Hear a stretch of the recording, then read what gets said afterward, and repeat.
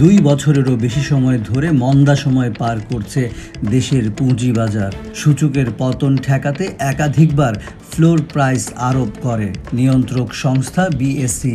ঘোষণা দেওয়া হয় তদারকির মাধ্যমে কারসাজি বন্ধের ব্যবস্থা নেওয়া হবে, তবে খুব একটা সুফল মেলেনি। কয়েকদিনের জন্য স্বাভাবিক আচরণ করলেও আবার ফিরে গেছে পতনের ধারায়।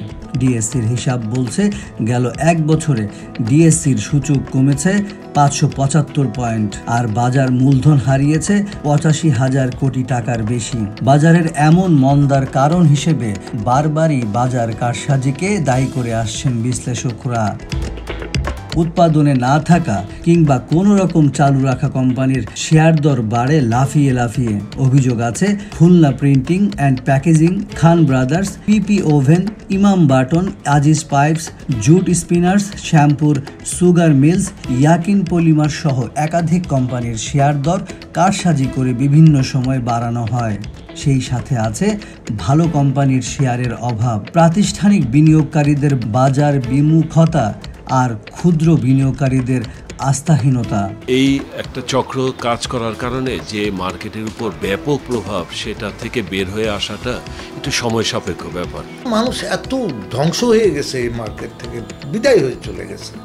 খাত সংশ্লিষ্টরা বলছেন বিগত কমিশনের সময় বারবার নীতি পরিবর্তন হলেও বাস্তবায়ন হয়নি। উল্টো ইনসাইড ট্রেডার সহ অবৈধ সুযোগ করে দেওয়া হয়েছে। কারসাজির কারণে পুঁজি হারিয়েছেন সাধারণ বিনিয়োগকারীরা। এ ধরনের কারসাজি ঠেকাতে ব্যবস্থা নেওয়ার পাশাপাশি ভালো কোম্পানিকে তালিকাভুক্ত করার তাগিদ সংশ্লিষ্টদের।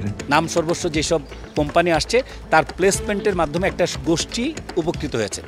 এর পাশাপাশি পুঁজিবাজারে আস্থা ফেরাতে নিয়ন্ত্রক সংস্থাকে দৃশ্যমান পদক্ষেপ নেওয়ার আহ্বান বিশ্লেষকদের। পণ্যের বৈচিত্র্যকরণের পাশাপাশি বন্ড মার্কেটের দিকে নজর দেওয়ার কথাও জানান তারা। আমরা বলছি যে ভালো কোম্পানি আসার জন্য যদি কিছুটা ছাড় দিতে হয়, আমাদের সেদিক দিকে তাকানো দরকার।